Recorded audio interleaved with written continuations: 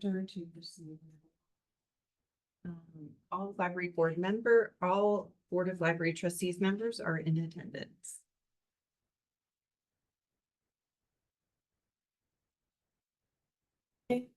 Minutes approval. Minutes for the April 21st, 2025 meeting have been delivered to board members. If there are any corrections or additions, motion is in order to approve these minutes. Is anybody online? No one's online. Motion to approve the minutes. Second. Okay. Chairperson Higaki. Approved. Vice Chairperson Ambasta. Approved. Board Member Nerlich. Approved. Board Member Sue. Approved. And Board Member Weisenbear. Approved. Oral communications. This portion of the meeting is reserved for persons wishing to address the board on any matter not on the agenda. Speakers are allowed to speak on any topic for up to 3 minutes during this section. State law prohibits the board from acting on non-agenda items.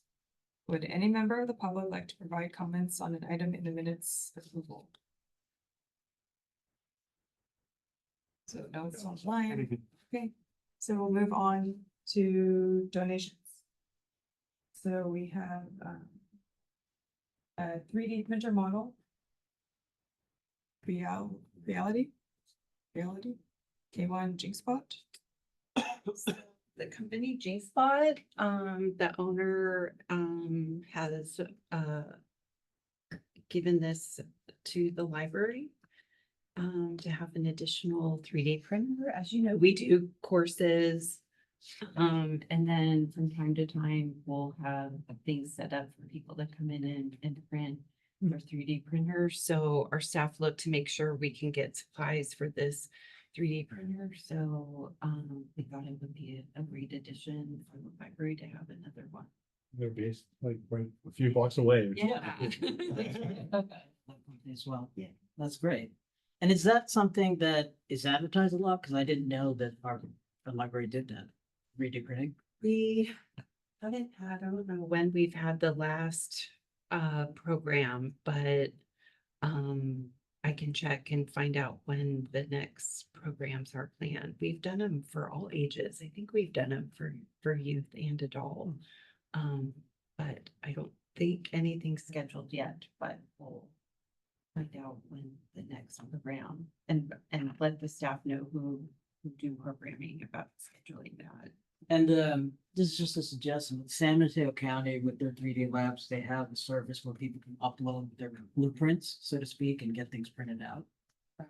So I don't know if that's feasible with our library per se, just a suggestion. Yes, thank you for that suggestion. We've also have hired 3 summer interns, and 1 intern will be working on making an evaluation of a makerspace here, if it's feasible, if there's an actual physical space, would it be something portable here that maybe products would be stored and then brought into this room or the first floor program room. So the intern we have hired has worked in other maker spaces and is gonna spend the summer making an assessment analysis on what that would entail. So we're hoping to have that by the end of summer, and then by winter have some sort of plan that we can evaluate and see if it's doable in the library and what it would entail, what funding, if any, and so forth. That sounds great. Yeah, it's busy. Yeah. And it does require a motion to accept the. I move that we accept the generous donation in the 3D printer from Jinx. And Dave, I'll second. Chairperson Higaki. Vice Chairperson Ambasta. Approved. Board Member Nerlich. Approved. Board Member Sue. Approved. Board Member Weisenbear. Is there ever a time when we would not want to approve a donation? I'm sorry. There I could just realized, be. I just realized like, I don't actually know, like, why do we have to vote on this? Right, there possibly could be, I'm not sure. In my 7 years, no board member has voted no, but. I guess if it came from a disreputable source. Well, I mean, you always have to consider the source, Yeah. right? Just Yeah. in Usually general, the but- staff does the vetting prior, for things that we know maybe wouldn't be attainable for us. If it was something that someone wanted to donate to the property or something that wouldn't, but the staff would do the vetting before bringing it to the board. But good question. Sorry, I was just curious. Yeah. Right, so moving on to presentations, we have the youth services staff presentation. I'm gonna load before they start. They can maybe introduce themselves and then I'm going to pull up their PowerPoint. Hi. I'm going to be going first. My name's Julie Jackson and I'm a part-time librarian. I've been with the library for 16 years. I'm going to be talking about collections. Hi, my name is Rick Hansen. I've been with the library since April of 2020 last year. I'll be talking about our homebound service, our digital collections, and one of our programs called Pages and Pawns.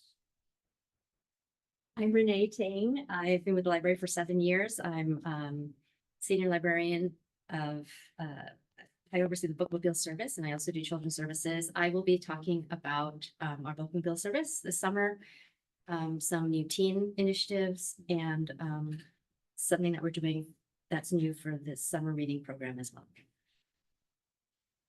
Hi, my name is Annika. I've been a librarian with the city almost 2 years now, and I will be presenting on some ways that we're supporting our neurodivergent community and then highlight some other teen programs that I'm working on.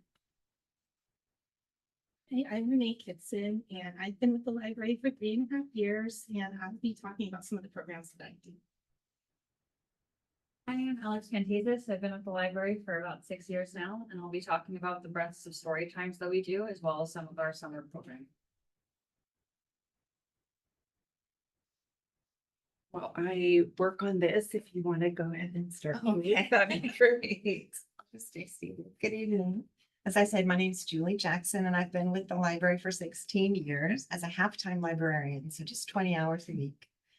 And tonight I'm excited to share some updates about our youth print collections, the physical books in children's and teen.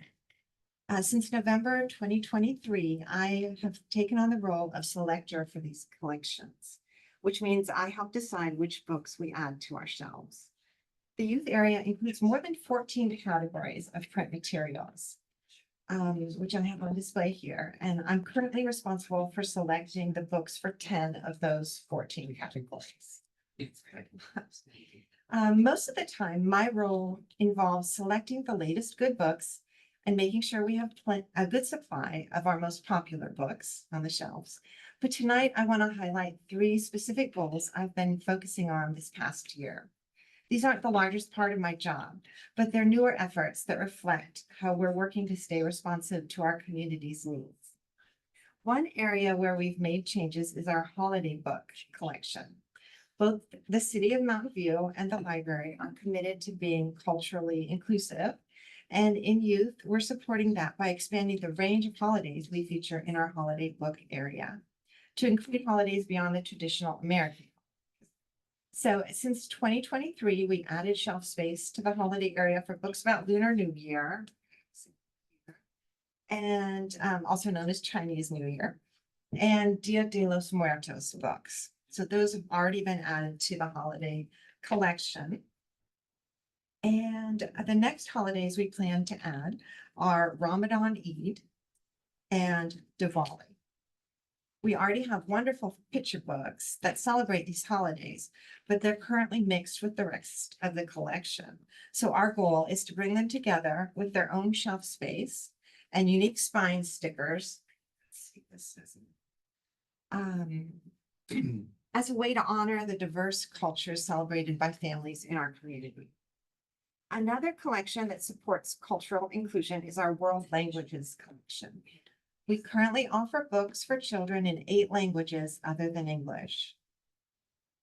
When I reviewed last year's statistics across all of our collections, it was very surprising to see that it was the Japanese children's books that had the highest turnover. And so when I looked closer, I noticed that we only had 175 Japanese titles. So that would explain why they were going out so quickly. That was also true for Korean books. We had a low number and they were really going out rapidly.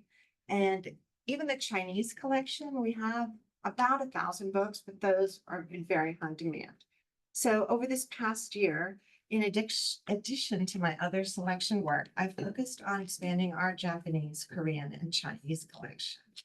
And that is a challenge, finding the best vendors for each of those languages, and also to select quality books in languages that I myself don't read. And then we also have the challenge of making sure there are English language catalog records available for those titles before I buy them.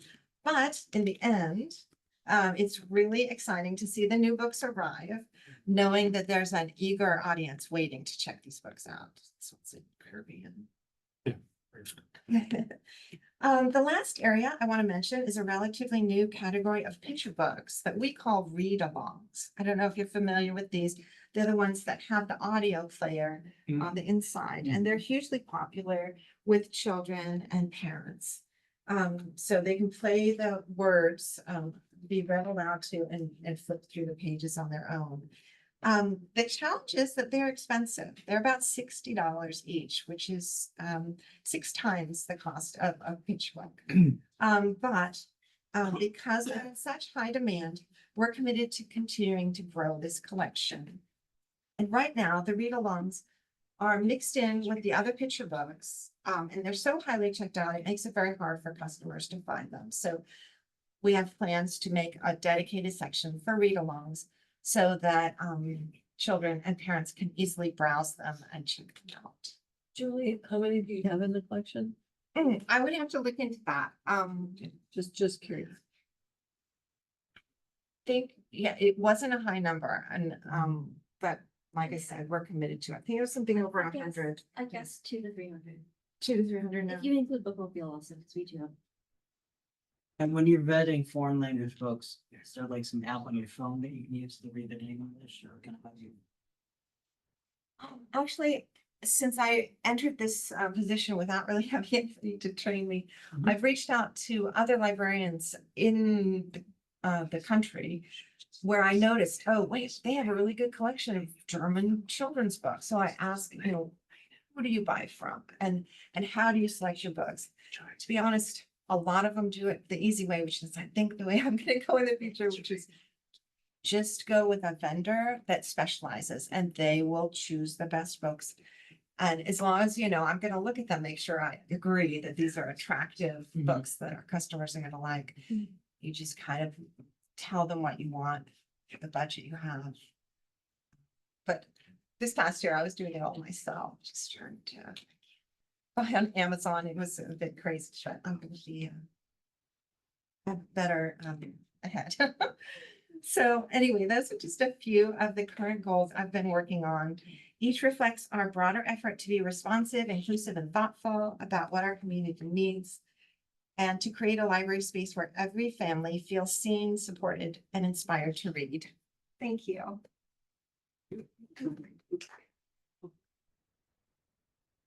Everybody, my name is Rick Hansen again. And so the first service I wanted to talk to you about is the homebound service. And as I started last April, one of the stated goals was to bring down the homebound service into our division. As you'll learn shortly, our division has a strong focus on outreach, and homebound is an outreach component. So I think we took it over in our division fully, probably July or August. And I met with Sunnyvale Library to learn about their homebound services, and Santa Clara County Library District, the central offices. I met with them to learn how they're operating and give me a good idea of pros and cons, pitfalls to avoid, and things that work and don't work, and look at our service and try to incorporate and follow the best path. And part of it was word of mouth is the best way to spread the word when our staff at any of our desks hears somebody say, I had trouble getting to the library today, or my neighbor's son broke his arm in football, or they themselves, as I mentioned, they themselves, or just a family member that is struggling to come to the library, just hand out a flyer that describes the service, and we have printed them just recently, and we have them in English and then multiple languages on the other side to describe what it is, and people sign up. It's for residents of Mountain View only, and as I mentioned, those who have difficulty getting to the library, it's either a short-term reason, like an injury, sudden and unexpected, or it could be long-term. And traditionally, it's seniors in our community, senior citizens who are of advanced age and may not be driving anymore, or finding it, they might not be able to leave their home as much and might feel a bit confined. And this service allows great way to maintain a connection with the community and maintain access to the library. So once a month, usually the last Friday of the month, we deliver books. It could be what they select. They give me a list, or they have a genre they like, and they say just bring a certain number of books within that genre. And typically it was using Friends of the Library bags that we've had for a while, but just recently, and from suggestions of other libraries, we acquired some bags with the City of Mountain View and library logo, and they have a zipper on top, so it adds a little more privacy if I'm leaving it, when I'm leaving it at their doorstep. And privacy is important for people's reading habits and things like that. So maintaining that connection is what's, I think, critical and important in that part of the aspect.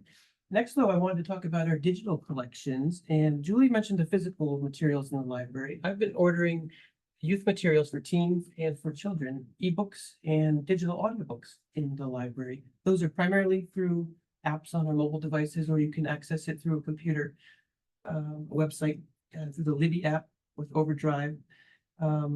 Now, parents and caregivers are competing with school schedules, and they're competing with their work schedules themselves, the various commitments they have throughout the city and the area. And so the kids can't always, we're not open 24/7, but they can't always get to the library. And this is another way, another path to have digital materials of ebooks, audiobooks, and library material to check out any time of the day.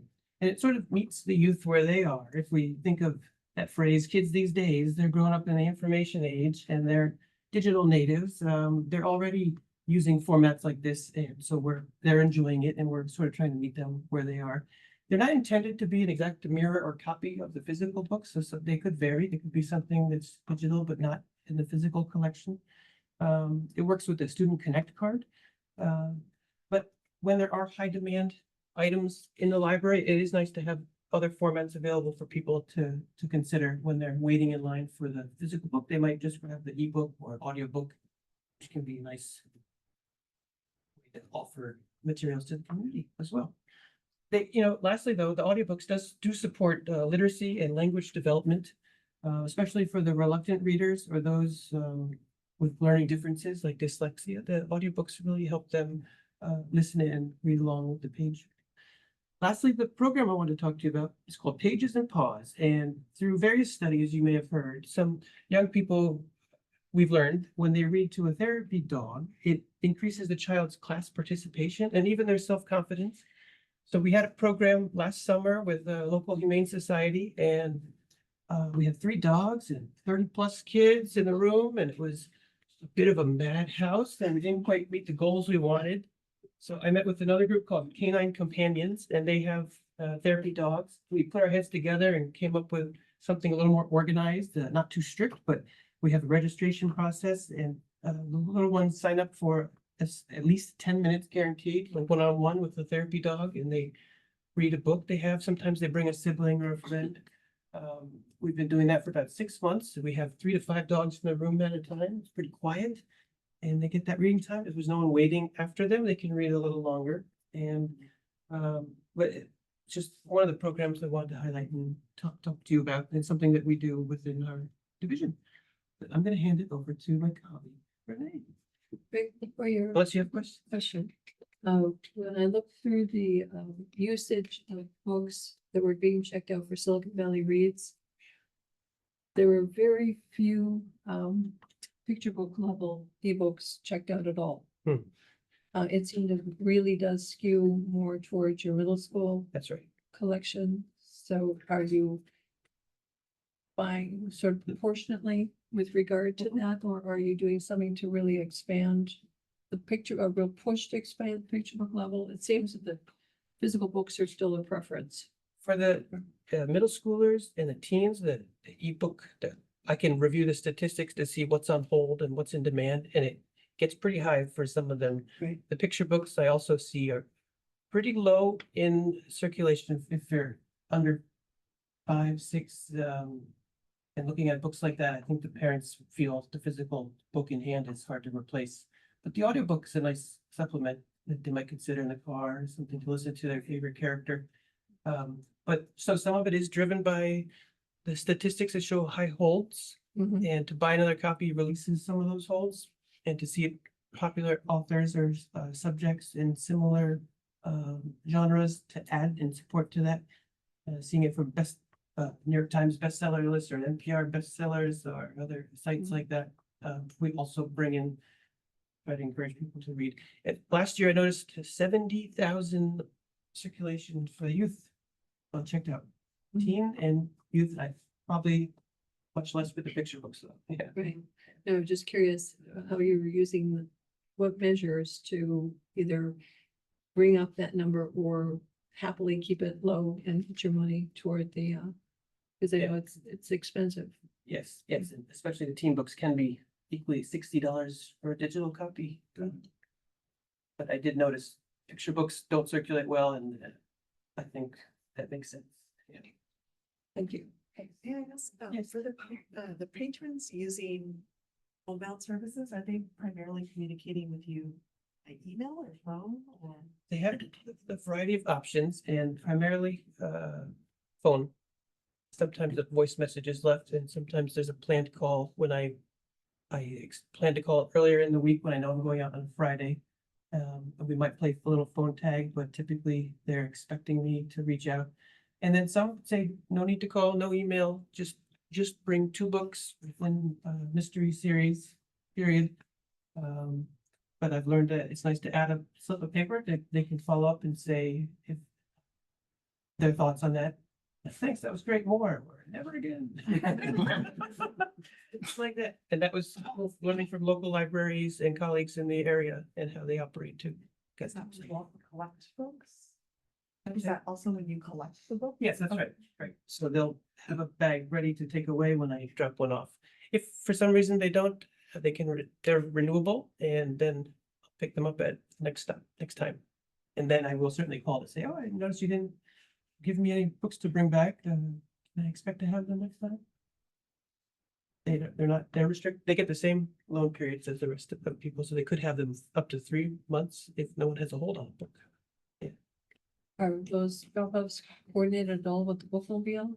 Sometimes there's a nice pairing, and there certainly has been over the last year with some of our senior centers we've been going to, and that has reduced the need to go independently at the end of the month. Yeah, I like when that works out well. That's good. Yeah. And I would assume most feedback on the program has been positive, but in the never again category, have there been requests for improvements or constructive feedback? Yeah, and sometimes if we don't own the book, initially we wouldn't use the interlibrary loan service called Link Plus. But I communicated with a listserv of national libraries who do this, and also speaking with colleagues at Sunnyvale and Santa Clara County. And they thought, okay to trial that, unless a certain individual sends back damaged books. They should also have access to the interlibrary loan material. So I started doing that, and that's worked out well. But even then, sometimes specific books in a large type are hard to come by, and I'm a little frustrated for the customers, and that only with one. That's not a common thing, but otherwise I haven't heard negative feedback. Got it. Thanks. Yeah, thanks. Is this a common service across libraries? You should see it in every state, but then it depends on the library if they have the capacity.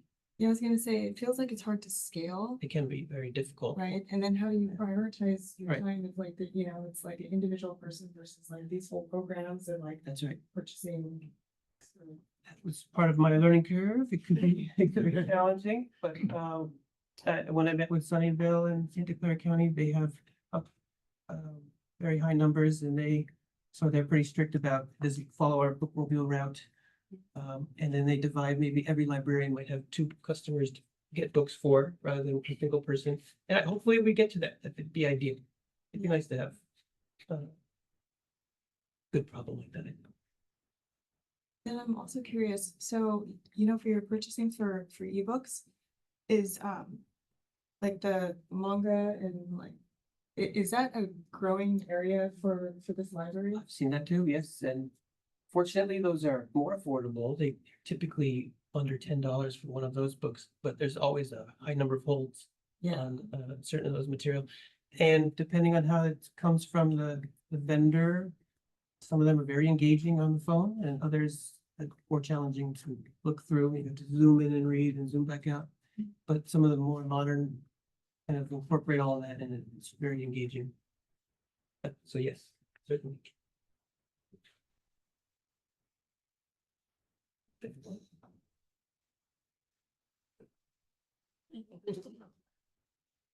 Okay, again, my name is Renee, and I'm gonna start with just some information about our bookmobile service in the summer. You've heard me talk about the bookmobile before, so I'm just gonna give you a little bit of information about what we have planned for the summer.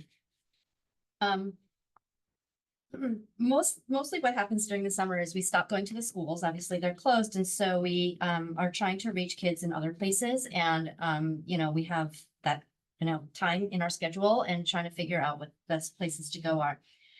With this new model of bookmobile, we've only been doing it for 1 year so far, so we're still sort of in kind of experimentation phase. This is our second summer with the bookmobile. So here's what we've got planned. Last summer, our stop at the summer camp pickup time at Rangsdorf Park worked very well, so we're just gonna do that again. That's gonna stay the same, but something that's new to the city is the Magical Bridge playground. So we're going to incorporate that into a rotation of parks. And because it is a special playground, a special place, we are actually going to do a full 30-minute story time when we get there. So there'll be bookmobile service plus a full librarian-led story time, same as what we have here in the park. So we'll see if we get the huge numbers that we get in the park over there as well. But we're not doing that every week. It's in our rotation. We have a every other week park rotation. The other park will be Montaloma on the other side of town, next to the Montaloma Elementary School. Another park that we're starting new and as an experiment is an evening stop at Castro Park. This is the park that's right next to the Castro School. That's a neighborhood that's we're trying to reach more because it's a low-income neighborhood with a more Spanish-speaking population. So we'll have Spanish-speaking staff go, and we're trying this evening time slot to see if more families can make it that. We have an ongoing dilemma about the bookmobile stops because to reach families and children, your best bet is to go after work hours. But if it's after work hours, we're not working. So it's an ongoing dilemma. We're trying to make the best of it by like trying to kind of get to the edge of our work hours to meet the edge of families' work hours. We are going to a new location that's called Hope Services, also once every other week. And Hope Services is an organization that that works with disabled adults. And they have a location here in Mountain View that where the disabled adults come and gather. While some of them go out during the day on field trips and such, there's still some in the building and they take classes and they do activities, and we're hoping that we're going to try to reach that population as well. Everything else is pretty much the same. We're still going to Google, we're still going to a few of the senior the senior living facilities. We're still gonna go to the Move Mountain View safe parking lots through the summer. And, um, and there's one more thing that we're like leaving room, we're leaving space for special events. And so we already have one planned in a park, and it's gonna be called the Teddy Bear Tea Party. So it's sort of like a one-off pop-up thing, and where you take the bookmobile, and it's gonna kind of fun thing. So we're trying some new things. We're trying, we're gonna see what sticks and see which ones do the best. And that teddy bear, park one, which park are you thinking? Fun. It's a big fun park. Today, the new stop at Magic Bridge, that's having been to the Magic Bridge in the area with my grandchildren when they came, I know that there's a spectrum of children that come to that. How are you approaching the story time that would you do that? Because I know you're gonna have a whole range of ages Oh, sure. and a range of possibly different abilities drawn to that park. So this is something that, this is something specifically that Annika and Alex will be talking about, but just in general, we try to make all of our story times universal, universally accessible. Some special story times are geared, like more in one way than another, but we do plan all of our story times with that in mind, that we are trying to make it universally accessible. Have you, for the bookmobile, ever tried to coordinate with, parents? Like when they're getting picked up by their family, whatever that they. Most of the Mountain View summer camps take place at the Reinsdorf Park Community Center area, and most of them all get out at the same time or within half an hour. Yeah. So we figured out when that time was, and we plan to be there for an hour, so like on Yeah. either end of that. So that's how that decision was made to go. Okay. And we did go last year, and it worked pretty well. Yeah. Yeah. Sounds great. And there'll be even more kids this year because now the pool is open. That's They right. have yet another summer camp that, they're revolving around the pool area, so even more. Okay, the next thing I wanted to talk about, is on a totally different topic, is some teen initiatives that we started this year. I specifically want to talk about two of them. One was a one-time event called Library Vibe Check. And this was an idea born out of a training that I've been doing over the last 6 months for, it's called the Culturally Responsive Needs Assessment Training, on how to gather data from the community, in a culturally relevant way to the population of the community that you're specifically targeting. And so my project was on the teen population, because what we were finding was that everyone around here was just guessing about what teens want. And we would guess on something, and a bunch of teens would show up. Great. Or we would guess on another thing and no teens would show up. And we just don't really know. We don't know enough. We don't have enough information. So I decided to use teens as the target population for my data collecting. And to do so, we set up a program called Library Vibe Check. Basically, it was a listening session to get teens' feedback, but I ran it more as it wasn't like just sit around in a circle and answer questions. It was some activities where you had to think about an event that you had been to, and then create your own event. What would you like to see? What would you like to go to? So I gathered a lot of data, and it was very interesting. I could do another 30-minute presentation on that, but so now we have this data, and like now we can move forward with a lot of other things. So we all thought that was a great event.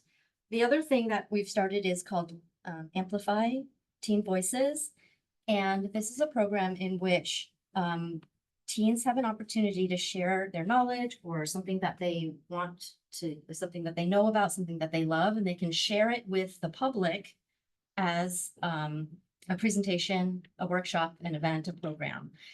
And each teen has to fill out an application and they get paired with a librarian mentor, and the mentor walks them through the whole process as if they were the librarian, creating a program for the library, from booking the program room to creating a presentation, practicing, getting everything set up, and then giving their presentation or program to the public.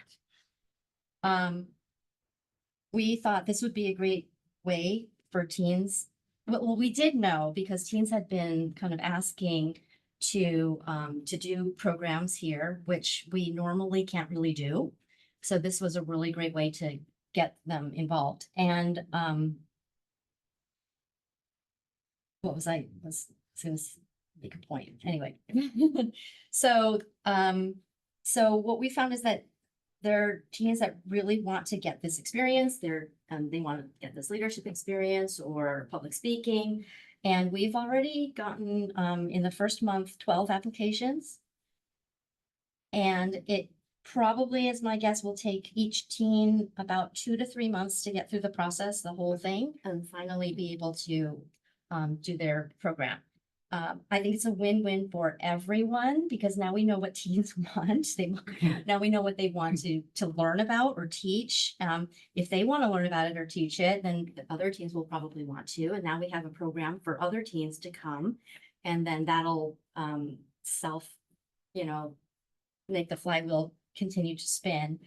And yeah, I've met with, I think, 10 of the 12 teens already, and they're amazing. They're just, they've got ideas and they really want to do this, and they're so engaged, and they're like adults in the professional world already. It's amazing. How did you find that? Like, how did you advertise and find the initial applicants? We actually, like half of these applicants were teens, like I said, who had reached out to us first. Okay. Over the last year, who said that, I want to teach, robotics or something like that. And so we've saved all these correspondence. And then, so I reached out to everyone who's reached out to us, and all of them said, yes, I want to do this. And then we've been getting more new ones. It's just on our website, it's been in our newsletter, I guess. Yeah. In the teen zone. Advertised in the teen zone as well, so that they see everything. Nice. That's amazing. It wasn't my idea. Santa Clara City does it. So I actually talked to their librarian and got a lot of information about theirs. But I think it's an amazing idea. Okay, finally, I want to talk about summer reading program. There's a lot of components to the summer reading program. I just want to show you what we're doing this year with getting kids to track their reading. And we're calling this the Scratch Off Tracker. Just like in years past, the challenge for the kids is to read for 30 days. Once you read for 30 days, you get to pick a book to take home to keep. So this year, in addition to doing the tracking online, which nobody really loves doing, we want to give the kids something to take home and hold with them. It comes in a little packet like this, comes with instructions. We have 3 different artwork for the different age groups, and the kids will come in at the beginning of the summer, get their card, and they'll make a craft when they start off the summer. And the craft is to make a little caterpillar. And we'll put the caterpillar up on the walls. If you were here last year, you would have seen our craft last year was a flower, and the walls were full of flowers. This year's the caterpillar. And then when they get to day 15, on scratch number 15, it'll say, come to the library and make a butterfly. So they'll come back, they'll make a butterfly, and we'll put the butterflies up on the wall. That's the plan. On day 30, they'll scratch it off and it'll say, come to the library and get your free book. One thing that I'm really excited about this year is that I was talking to the school librarians of the Mountain View Wisconsin School District, who every year they just want to know, like, how can we get these into the hands of the kids? How can we get more kids to read? Well, it turned out this year that we were gonna make 2,000 of these to give out at the library. And because of, printing costs being incremental, it only costs an extra $250 to make another 2,000 of them. So we decided, what the heck, let's do it. So we made an extra 2,000 and, I gave them to the school librarians, and every kid in the Mountain View, elementary school will get one before the end of this. So how much did the first 2,000 cost? 750 or 1,000? It's not bad. Totals With the scratch offs and everything. So we're really excited to see how that ups engagement and participation, and we'll see, and for future efforts, collaborating with the schools. And the Friends of the Mountain View Library are funding Okay. for BD. Yes. Yeah, you have to get The that shout out friends, to the friends are the ones who are paying for our printing and all the prize books.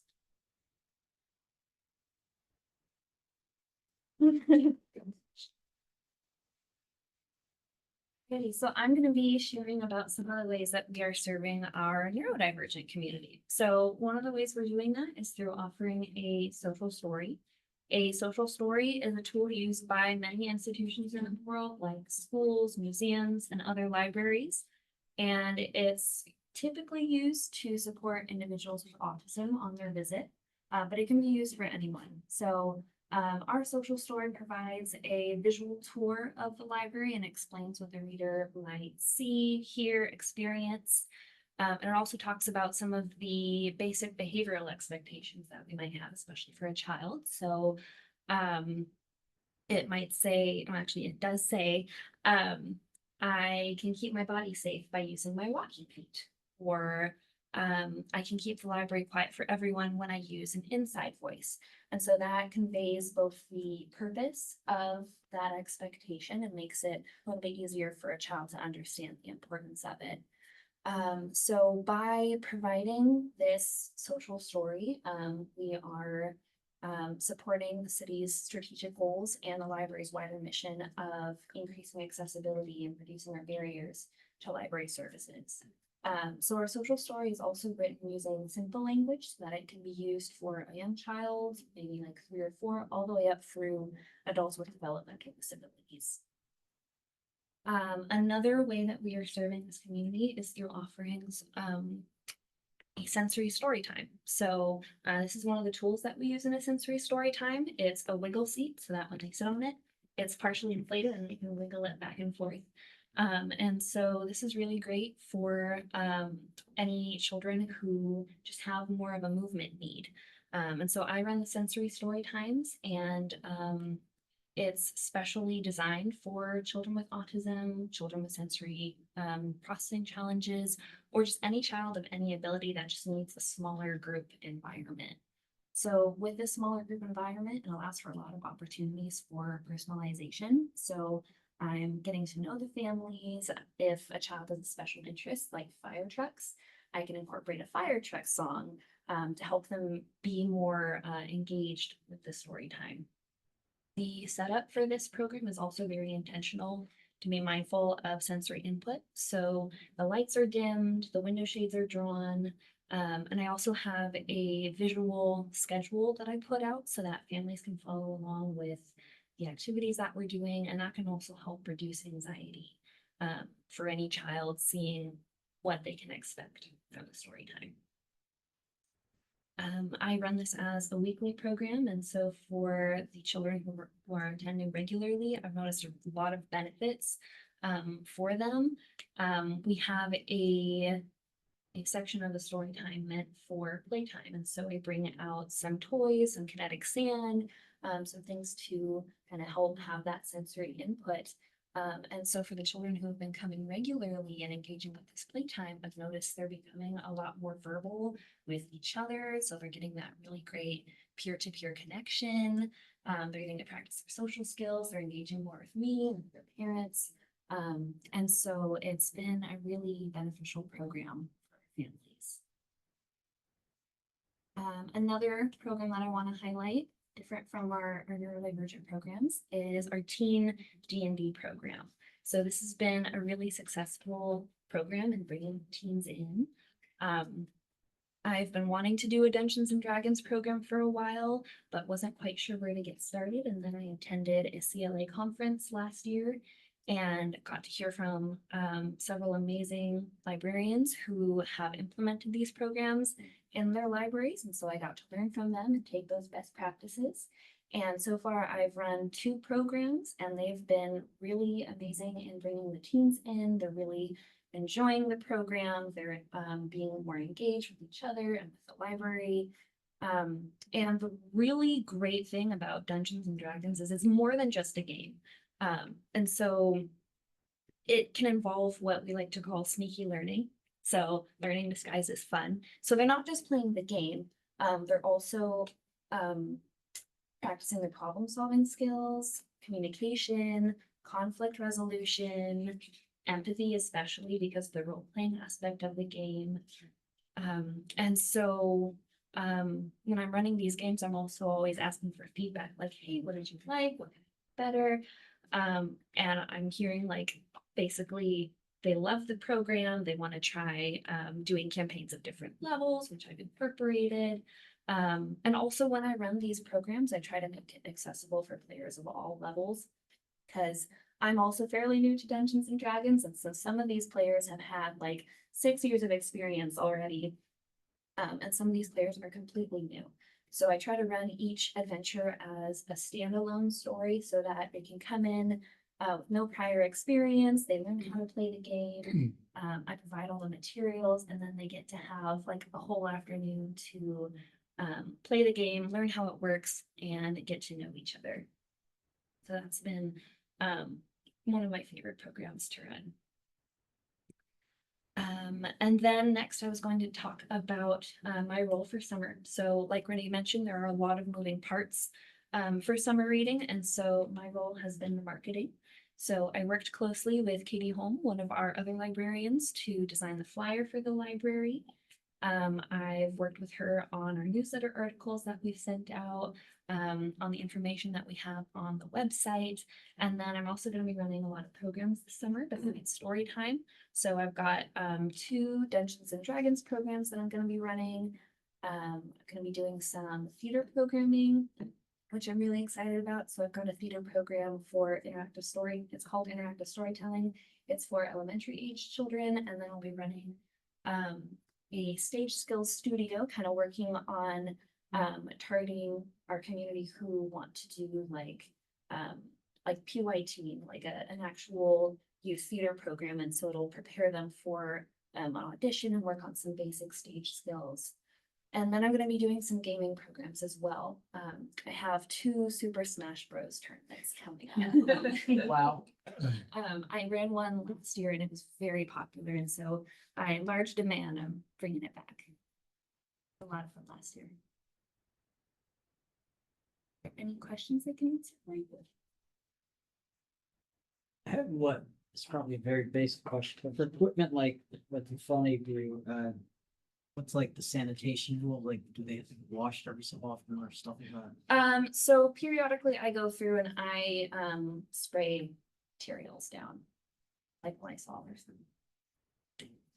We do have a washer and dryer in our closet of our first floor program room, in case you've never seen it.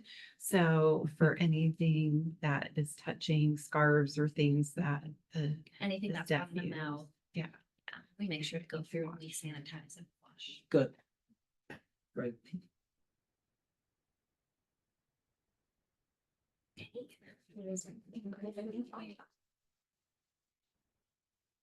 Hey, I'm Renee Kitson, and I'm excited and a little nervous to share with you all the really fun things that I get to do here at the library.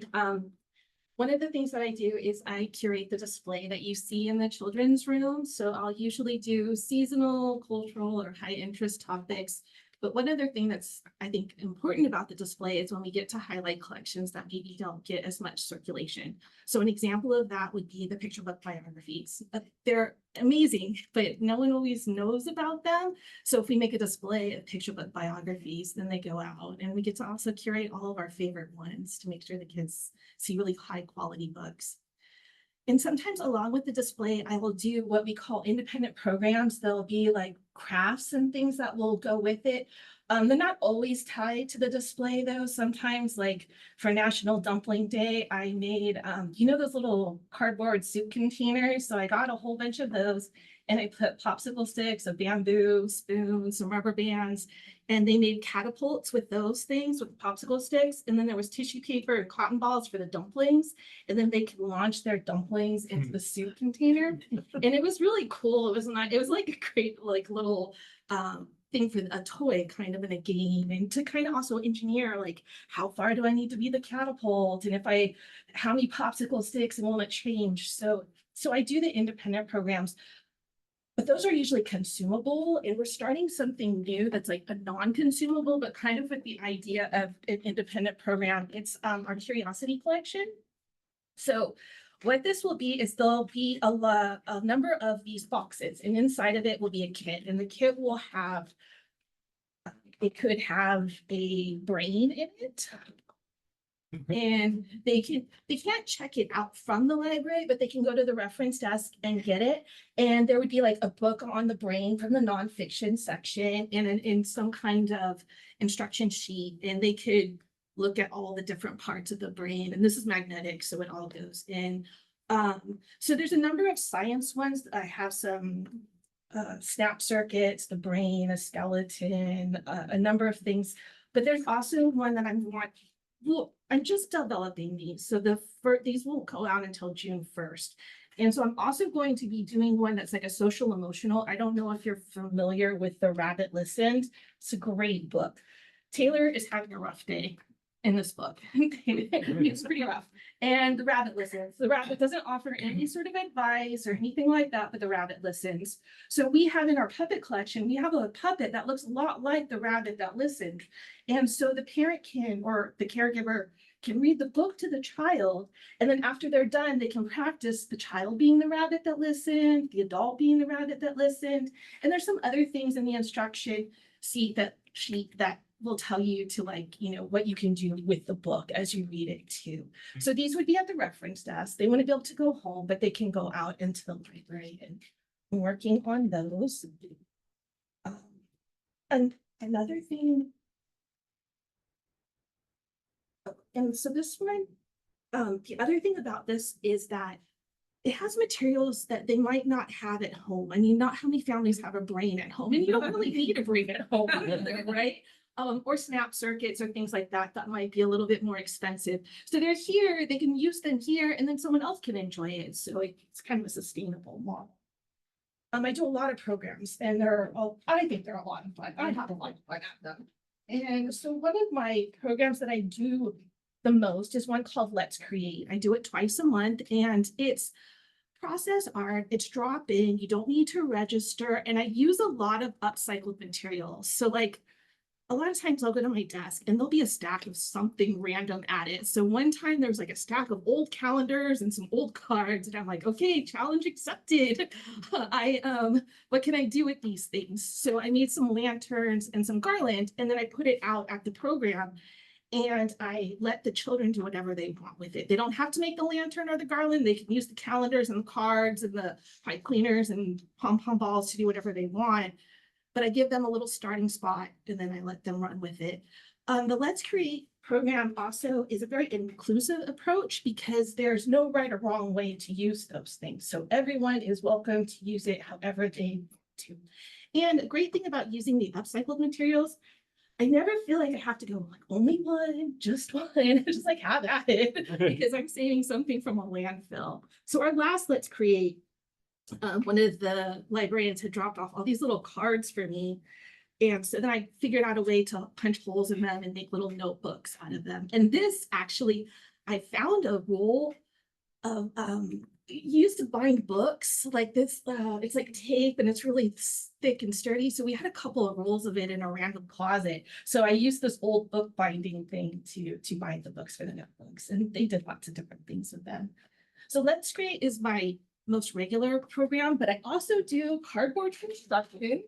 So I have safety saws, or we all have safety saws, and like these screwdrivers and these little screws that are good for cardboard. So like you saw your cardboard, you poke a hole in it, and then you use the screwdriver to connect pieces together.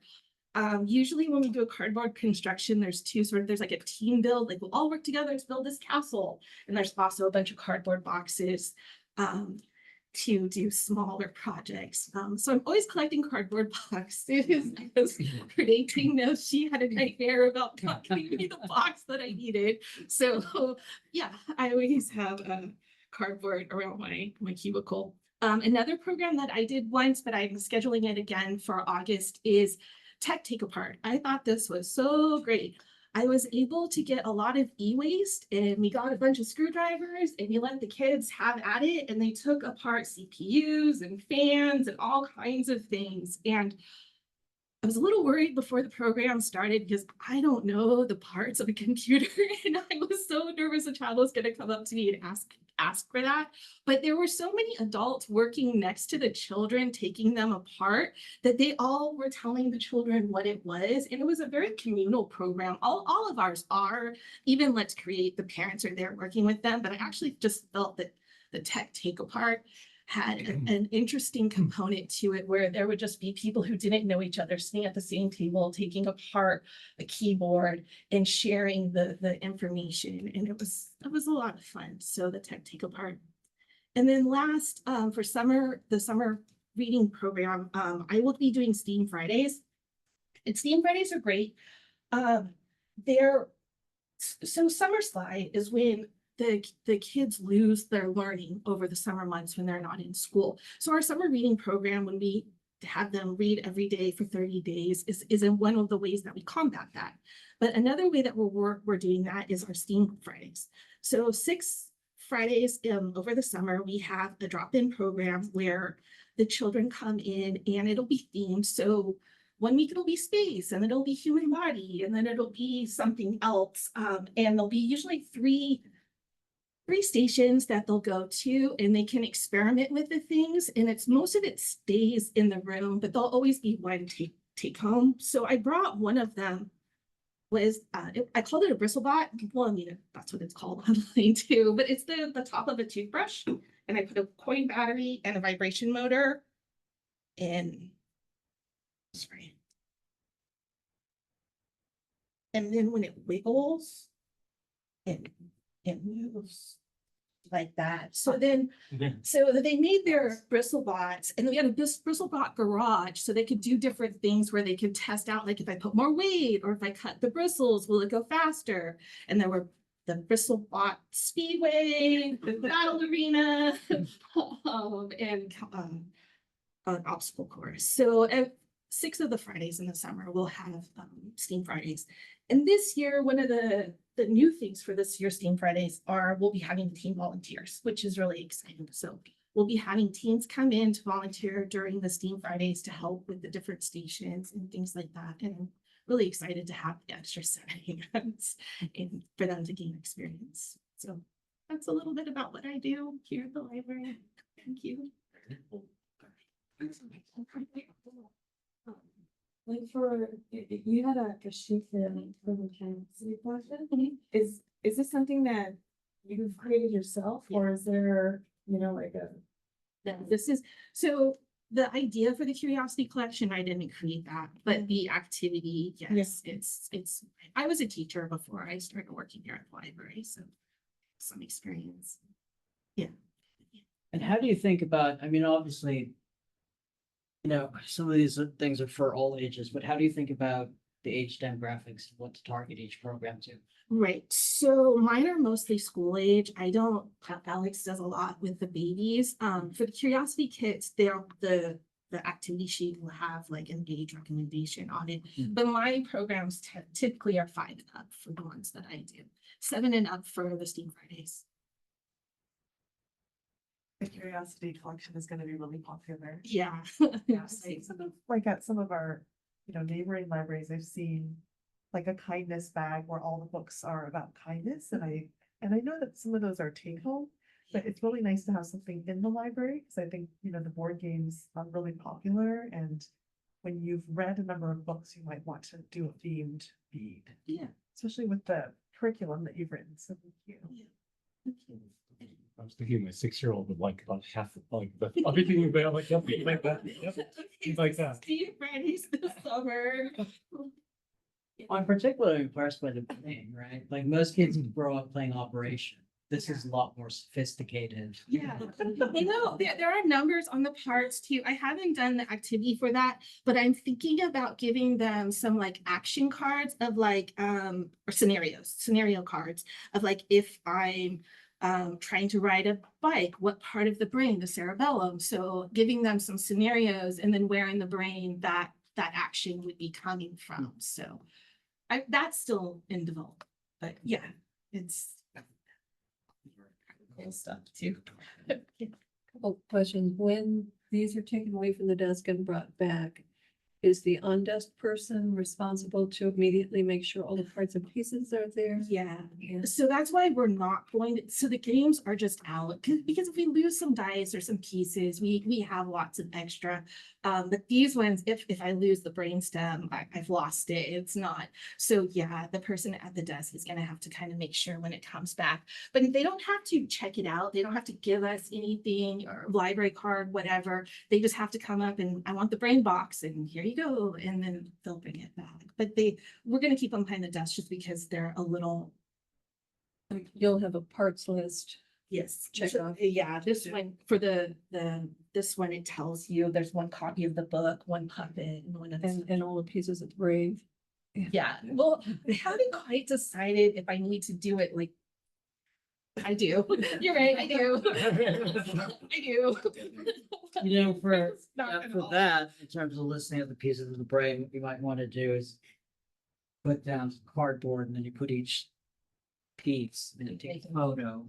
Oh, And yeah. then you can laminate the photo and say, okay, these are the ones that were turns, that's everything. I actually think the photo is a good idea though, just because if I say like 3 whatever. Yeah, Yeah. like- because if you do the photo and you laminate it, it can be reused, first of all. And second, it's just easier to identify visually. Yeah. each No, piece. And do you take donations? I usually do, but I tell people I can't give you any kind of, sorry, I don't know. Sure. Sure. No, I was, when I was in children's that had the messy desk where everything collected, drove my cube mate crazy. I'm the messy test. But everyone said, if you don't know what to do with it, oh, give it to Bobby. Give it to Bobby. And so my desk piled up with all sorts of strange and unusual things. And That is from these. yeah. Didn't bother me.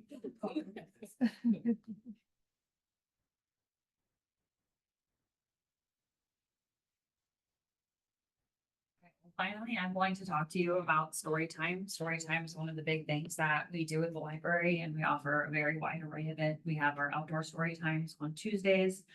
Generally do baby story times on Wednesdays. Annika does the sensory, Renee does the Mandarin story time once a month, and we also do a wide variety of specialized story times. So most recently, Annika and I created a program called Read and Repeat that was loosely based off of the 5 in a row model, in which it was designed to run for 5 weeks. We read the same book 5 weeks in a row, looking at it from a different lens. So the first week we would read it looking at it from a language arts lens, and we would have an activity. We modeled the letter B, and every time you heard the B sound, we would ask the kids to consider it, and then we'd go through a bunch of different containers, like a blue ball. Is this B? A purple block? Well, purple's not B, but block is B, so it could it go in the B box? And then the next week we might do science, where we would look at how the bear grows. The book that we did in this particular case was Little Bear's Little Boat, and the bear gets too big for his boat and outgrows it, but wants the boat to have a long life, so finds another little bear to pass it on to. So one of the really special things about this story time was that we got to see the same kids, and we were a little worried about retention from week to week. You know, it can be really difficult to get out the door with preschooler at the same time every night. And we found that not only were a lot of people willing to do it, but a lot of parents really appreciated it. One of the wonderful things about story time is, you know, if we look at our library's mission as a free resource to create, connect, and learn, story time is really where we're able to hit all 3, especially since we offer such a wide array. And that's another really wonderful thing about Storytime in this community in particular is we are a standalone branch. So we really are able to look at what our community needs and adapt it. So one of the things that we notice with outdoor Storytime is we have a lot of children coming with their daily caretakers. That's fantastic. But a lot of parents really want the opportunity to come to Storytime with their children as well. And that's what the evening story times provide. And one of the nice things that we saw with Read and Repeat, especially having that time for the activity at the end, the story time itself was designed to last about 20 minutes. And then there was another 20-minute period for them to do the activity where the parents were actively engaged, working with them along as they did it. And I had one family share with me that they had just moved here from Utah a couple months ago. And not only were they making friends in the story time, but it also provided time for the father who worked all day to get a special daddy-daughter with his daddy-daughter date with his daughter. They would take the train down, they would do the story time together. Annika mentioned sneaky learning. It's another thing we do with story time. We're also pretty intentional with how we do it. We'll incorporate things like American Sign Language into our story times. And we will let parents know, first off, this is what American Sign Language is. It's a real language where instead of using our voices, we're going to use our hands, our faces, and our bodies to communicate. And it's primarily used by folks in the deaf community, but anybody can learn it and hear some of the advantages, especially with the babies. Bobby, you were asking about how do we make sure that we're hitting our audiences? One of the things that we can do with outdoor story time is they love reading the books. This is getting ready for school readiness. It can be very difficult to see in the back. On average, our outdoor story times, particularly this time of year, have about 250 people in attendance. I pulled some of the numbers, and since January, we've had almost 3,000 people at our outdoor story times. So one of the things that we started doing is for our middle story, we will always have a puppet. So this kind of brings the story to life. At the end of story time, the children are always welcome to come up. They'll pet the puppets. They're learning compassion and empathy, even something that they just think is fun. Oh, I get to say hi to this fake dog. His name is Henry. He's one of my favorites, but they're learning to be gentle and to take turns. So a lot of what our story times do too is school readiness without even realizing it. A lot of child development happens in the first 3 months of life. And then even as a baby, when you don't even think about your child getting ready to read yet, you're a new parent just trying to survive the day.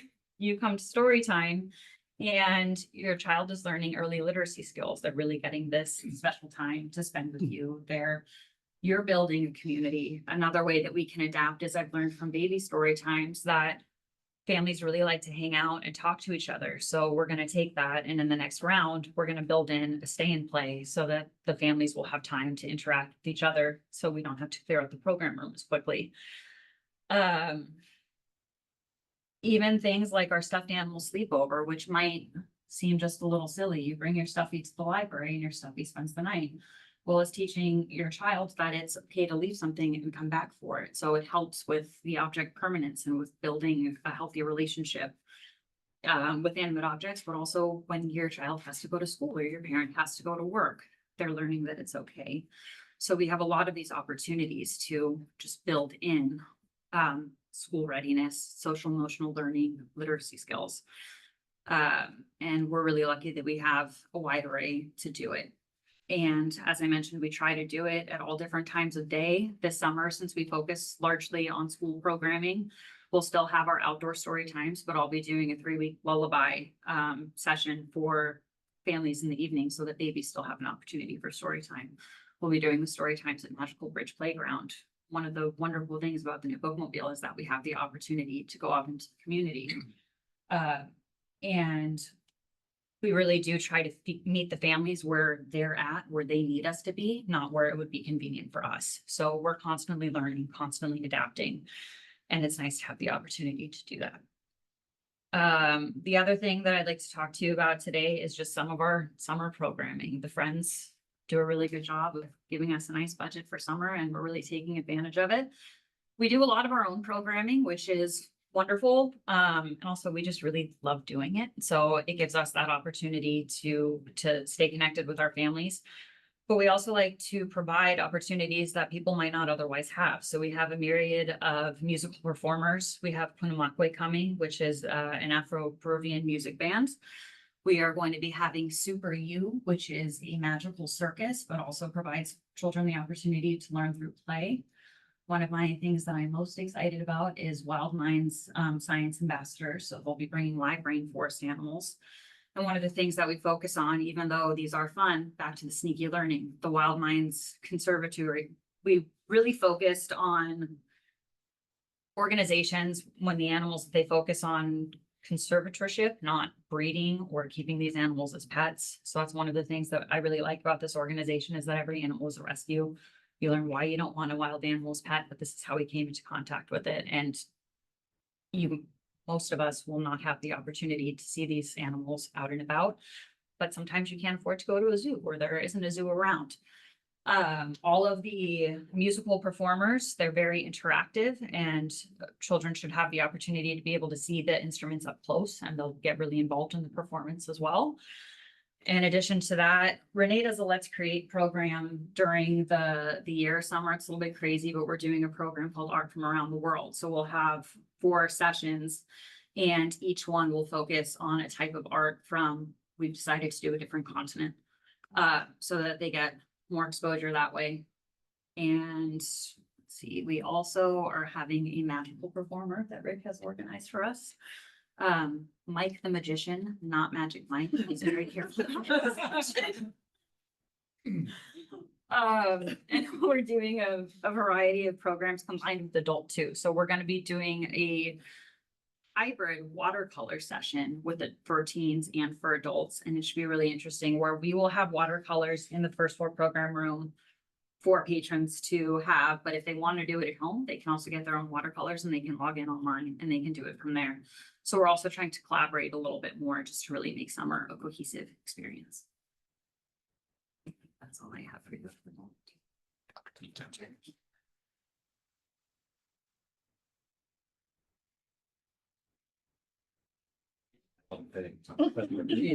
It just sounds like a very exciting summer and I love the enthusiasm and the passion that you're all bringing to the programs that just can hear the interest and the joy and the dedication. That's marvelous. Thank you. We're lucky to be a part of this community. This is a community that loves its library. And Yes. I think all of us love what we do anyways, but when you have a community that matches that enthusiasm, it just makes for a lot of special opportunities.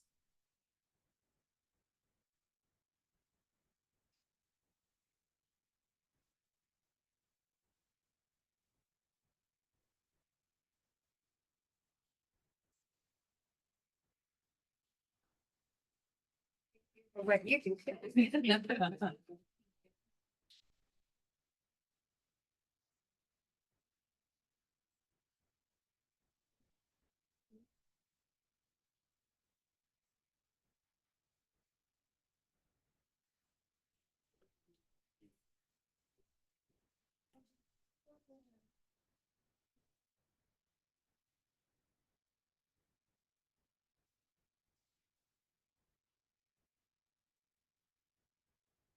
Anybody on the line? No? Okay. To unfinished business, there's none, and there's no new business. So we'll move on to the library director's report. So in the packet was the regular update and then our final document that was shared with staff at our all staff day on May 1st. And I wanted to share the presentation with you all that I gave to staff on staff day. And then in your packet is the final document of shaping our library of tomorrow. So the city has had continuous improvement efforts throughout the city. There's been a variety of continuous improvements in support of the city council's goal of organizational strength and good governance strategic priority. So some of the recent efforts in other departments have included permit streamlining, development of an information technology strategic plan, and a review of the city's contracting process. So basically, almost all departments have undertaken some form of continuous improvement. So a comprehensive summary of all the improvement efforts across the city departments was transmitted in the fiscal year 24-25 budget, with all of the detailed department ways in which departments have improved processes for their department and for citywide. If, for example, the permit streamlining had to include various departments. So the libraries department recent improvement processes resulted in an action plan, the Shaping Our Library of Tomorrow document. And this was a 9-month initiative. We began in July of 2024, and we focused on the future of the library. It was a facilitated multi-phase process. We had a facilitator, and the goals were to strengthen internal operations, increase staff engagement, and elevate community services. As you heard from the youth staff earlier, elevating community services and programs. So the first phase was the initial staff engagement sessions. So we had to do it in groups of divisions because we did this while the library was open. So we had several meetings, and the staff in each division met and reviewed the library mission statement and also looked at the city values statement and how the values of the city could align with the library mission and expand on the city values with our library department values. Everyone explored norms and behavior statements. We did a stakeholder analysis to just understand who the staff think are stakeholders.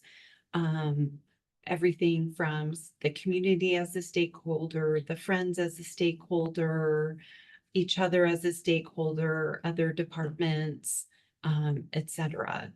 And then we went through a SWOT assessment. So each division did a brainstorm of what are our strengths in our division, in our department, limitations, opportunities, and threats.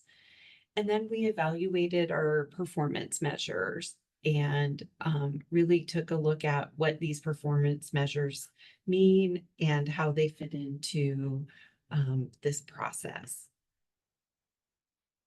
So this was an example of phase 1, which resulted in a list of staff suggestions to help shape the library of tomorrow. So these were all categorized. For example, this one category of programming, services, and technology. So someone suggested more presenters. Someone suggested increase in teen service programs. As you see with the youth presentation, we have begun to do that already. Continued and with in-person author events. New automatic material handling system, which we did ask for in next year's budget. Sorry to interrupt, but C and S, what are those? C and S were, gosh, I drew a blank. That was how we categorized Yes. it, right? So it was C was For it, well, you're it was I just drew a blank on it. S was it was on how doable it was. Yes, It was. I'm trying to think of the in terms of word. like when we could do it, but let me like prioritizing. We'll get back. So phase 2 was the initiative prioritization. So we reviewed the draft departmental value statements and then reviewed the compiled slot, stakeholder insight, and staff accomplishments. And then opportunity mapping of staff suggestions based on feasibility. So this was how the C and the S was based on all those staff suggestions. what kind of opportunity? Was it something we could do in the current fiscal year, in the future? Was it a huge ask? For example, I don't think anyone asked for this, but I always say an extra floor or two on the library. So that would have probably been mine. And then the staff all voted on the most important items to pursue. So everybody got a handful of dots and went through the mapping of the suggestions and prioritized. And then phase 3 was the development of the action plan. So a thorough review of all the documents and the staff feedback, and then identifying objectives and actionable initiatives. For example, I think one suggested this and it got many votes was having a designated library cat. So we understand having a pet cat in the library probably can't happen, even though it received several dots. But you know, we actually have had some alternate plans, although we didn't have a cat. We did schedule Zeus, the retired police dog who acts as support for several departments, and we did have him here for a day for several hours. So we didn't have a cat, and we did get a dog for a day, and we're welcome to have a dog, have Zeus when we need. Tracy, Yes. so its degree of difficulty categories, C is could be done, M is may be done, and S is seems impossible. So the library cat got an S. Impossible.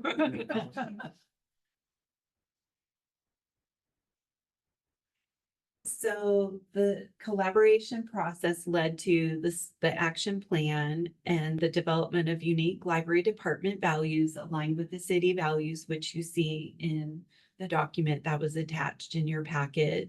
And this was distributed to all of staff so that we could see what our added values in our department are in representation of the city's values. And then we went through and set the objectives into the 4 key initiatives and goals of each. We kept our library mission statement. Everybody was very happy with this. So we kept our library mission statement. And then, as I mentioned, the city values that are listed here. And then the library department added values to the city's value of providing exceptional service. So we added valuing exceptional service that embodies courtesy, patience, warm smile, ensuring every customer feels welcomed and supported through personalized attention and active listening. We go above and beyond in anticipating needs, providing timely and skillful responses, and delivering consistent professional service to meet the diverse needs of our community. And this, when we talked about the added values within the department, it's also externally, but also internally with each other, with other departments as well, and obviously with the community. And then the added values of the city value of treating others with respect, the team came up with we value treating others with respect by fostering a welcoming environment where every individual is approached with kindness, compassion, open mind, while ensuring all questions and needs are met without judgment. And as the youth librarians talk to you tonight, incorporating that kindness, compassion in their programs and their story times, teaching the kids and so forth. And then we added our commitment to equitable treatment empowers us to honor the diverse perspectives of our community and colleagues, promoting trust and upholding confidentiality and dignity for all. So as I mentioned, this is for internal as well, upholding confidentiality with library records and personnel matters as internal are some examples. And then thirdly, the city's value of acting with integrity. The team came up with, We value acting with integrity by upholding the highest ethical standards and ensuring transparency and accountability in all of our interactions, treating every customer with fairness while safeguarding their privacy and intellectual freedom, and commitment to honesty and self-awareness, driving us to actively engage with our community, providing reliable resources and support, and consistently delivering on our promises to foster trust and dependability. And this is also one example of this is how every year we look at our resources and our funding and where our use is of where we're spending our funds and making sure that our decisions are being looked at with care and data and our data-driven decisions as well. So then the summary of the action plan in your packet has the 4 main set objectives and key initiatives. So focusing on employee engagement and development, an hourly opportunity program, and this is geared towards our hourly employees. We have probably right now about 68 employees, half our regular staff, but half our hourly employees.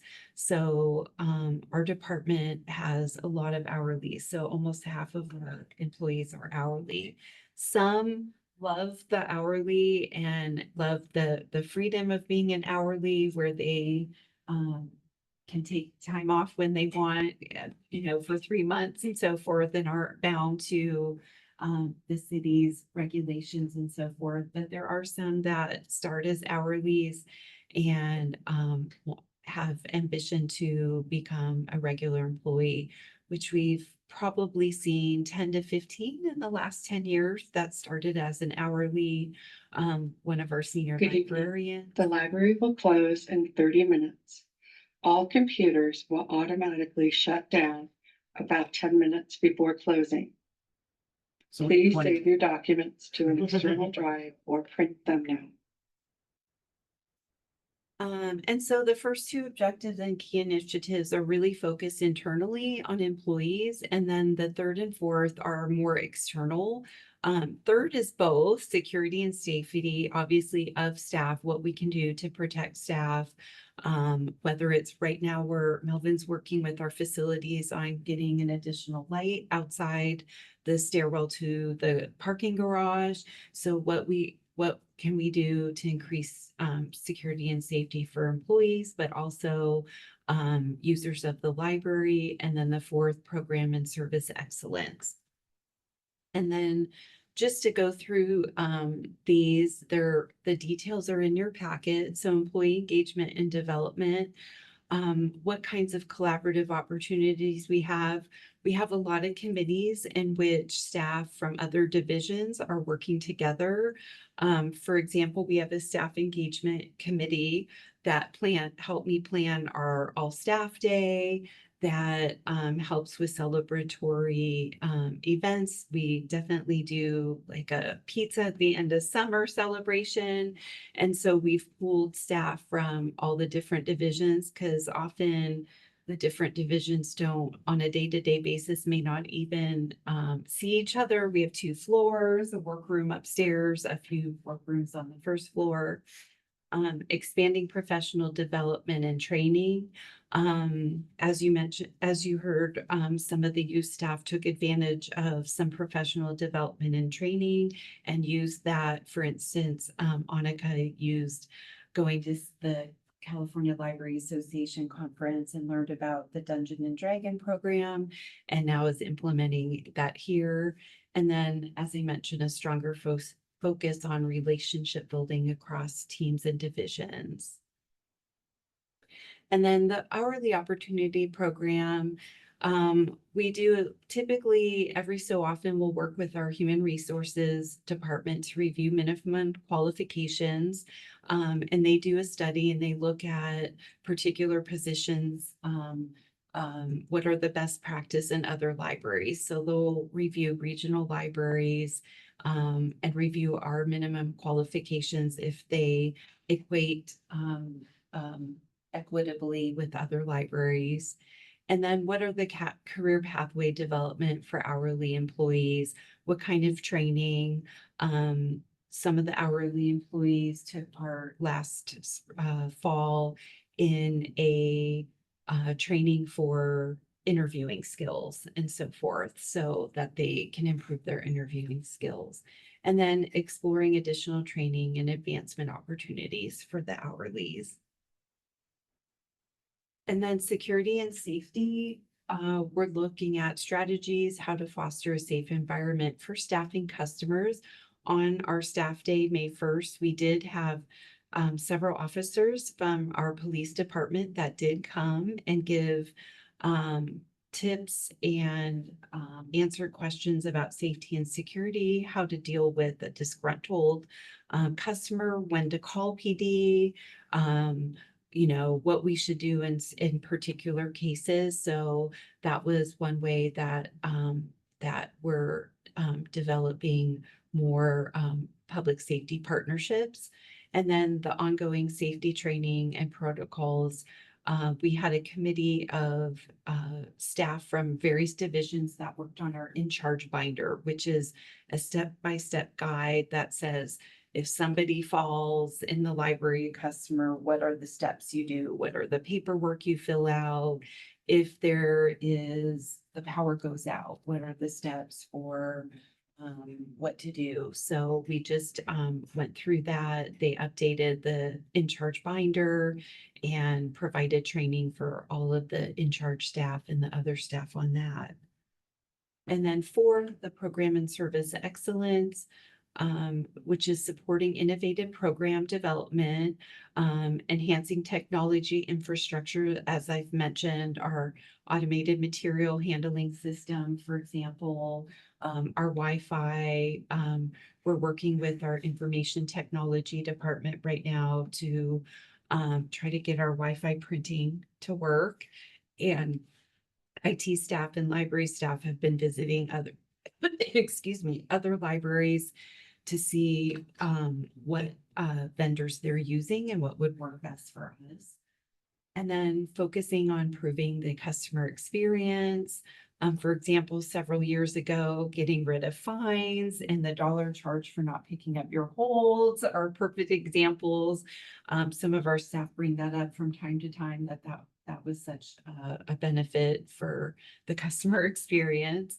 And then strengthening marketing outreach and community partnerships, as you heard from Katie last month, our marketing librarian, communication librarian on our strategies for that. So our action plan reflects the library department's dedication to continuous improvements and its alignment with the council's strategic priorities. We are proactively engaging. The department's proactive engagement supports staff well-being, operational efficiency, and exceptional public service delivery. These initiatives will be incorporated into our fiscal year 25-26 department goals and employee goals, and a continuation. Some of the things we actually have incorporated this fiscal year, and some, for example, safety and security will just be an ongoing part of what we're continuing to do. So that's just kind of that document in a nutshell, and where we're headed in directions. And I know Silicon Valley Reads was all about artificial intelligence, so innovation.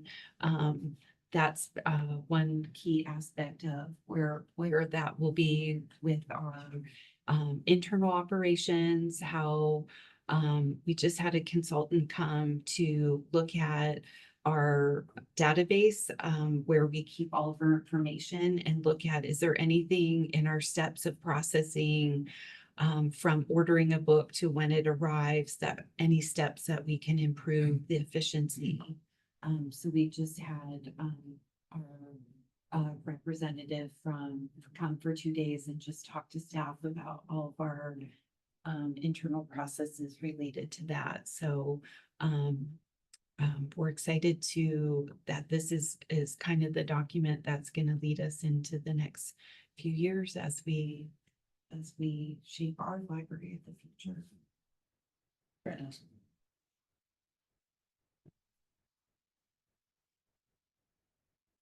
And then if anyone has questions about the document that's sent or needs any clarification, feel free to email me. I'm happy to meet everyone individually and talk in more detail. And then, okay, there's no questions on that. I'll just give you a quick update on, and I know,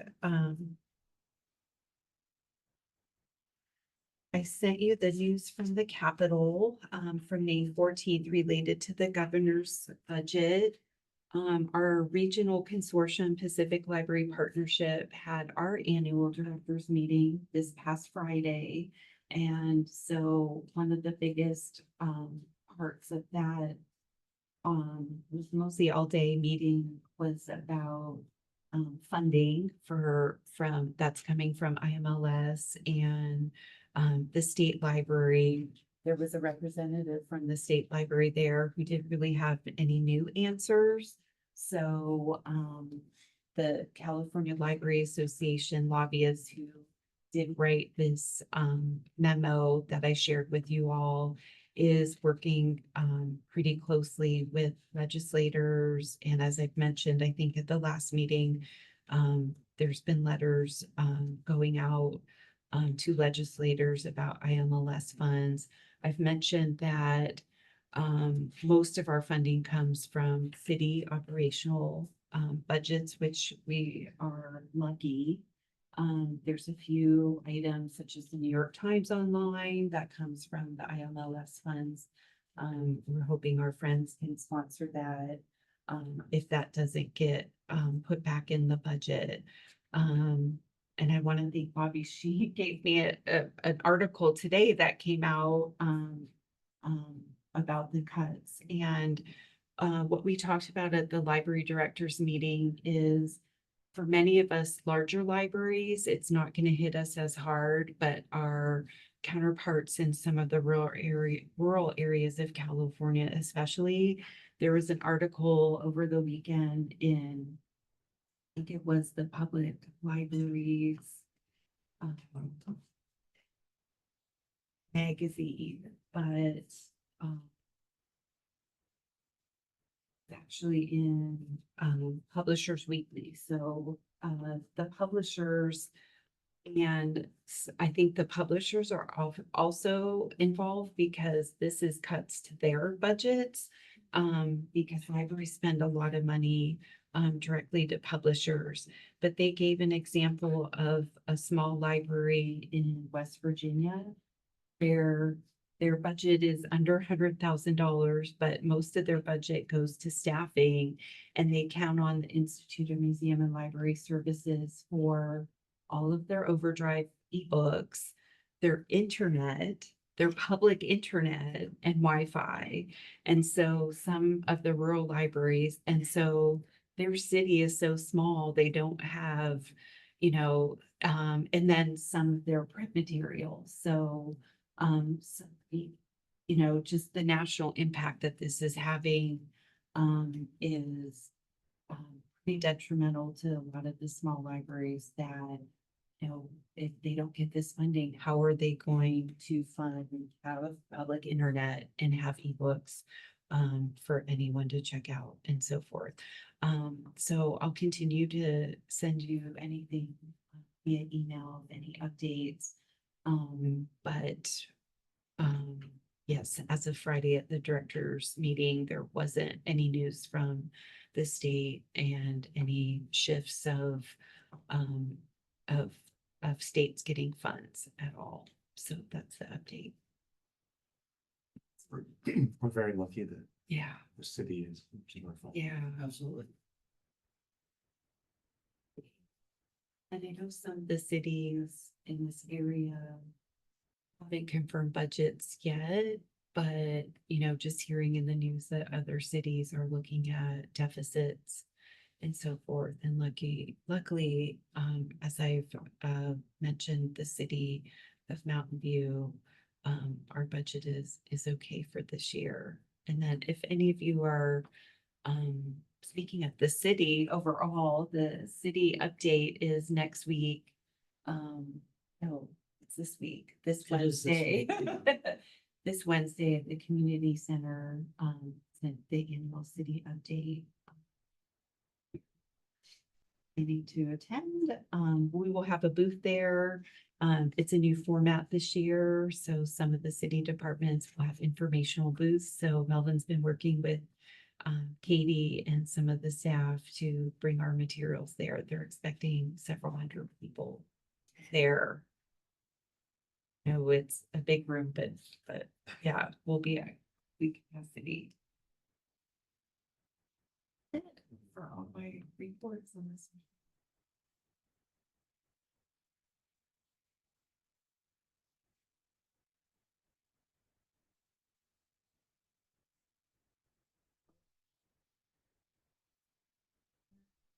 To agendas. Okay, so our next meeting in June, we hope to have our library behavior policy for that. That was listed on the agenda. We may have our division of customer experience and technology present. We're not meeting, we're scheduled to meet, you all aren't scheduled to meet in July. So that directly met with our city attorney office last week, Melvin and I, and they're going to give us some edits to the policy, and then we have to bring it to you in June and possibly have a presentation.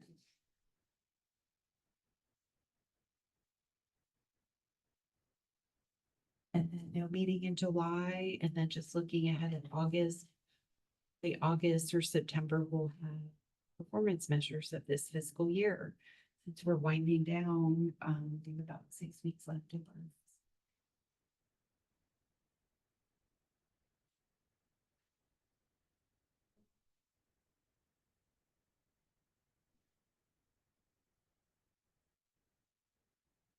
That's it.